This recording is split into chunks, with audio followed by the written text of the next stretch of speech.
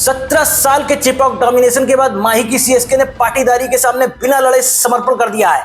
कोहली ने भी इसमें नमक मिर्च लगा के खूब मजे लिए।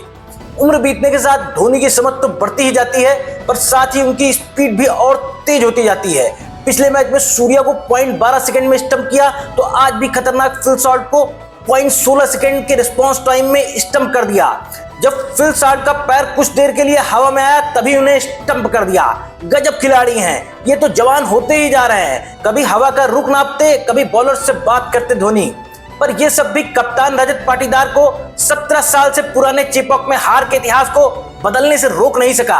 आज फिल शॉट ने एक तरफा तेज शुरुआत देने की कोशिश की, पर धोनी ने बिजली की गति से स्टंपिंग करके शॉट 16 पे 32 को मानो नमक चटा दिया हो। पावर प्ले के अंत में आरसीबी का स्कोर था 56 रन।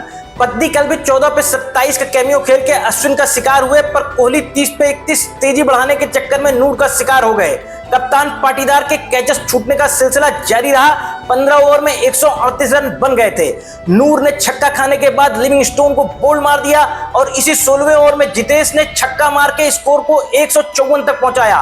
पर इसी बीच पाटीदार ने 30 गेंद पर शानदार 50 पूरा किया। फिर खलील ने जितेश 12 को कैच करवा दिया। अगले ही ओवर में पथिराना ने पाटीदार 31 पे 42 की पारी को समाप्त कर दिया।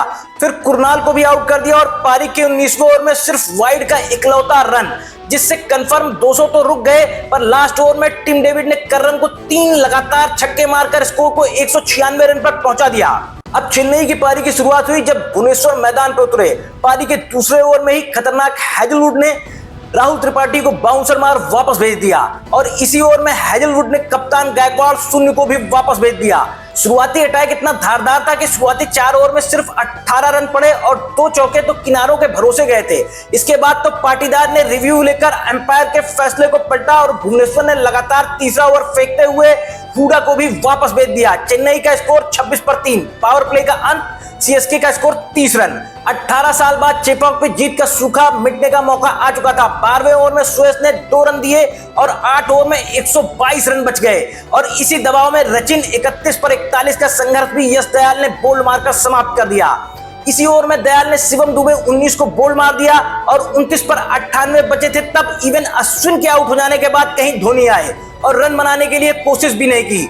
हैजलवुड ने मात्र 21 रन देकर 3 विकेट चटकाए। धोनी 16 पर 30 रन बनाकर नॉट आउट रहे और सीएसके के लिए सुरेश रैना को पीछे छोड़कर सीएसके के लिए सबसे ज्यादा रन बनाने वाले बल्लेबाज बने।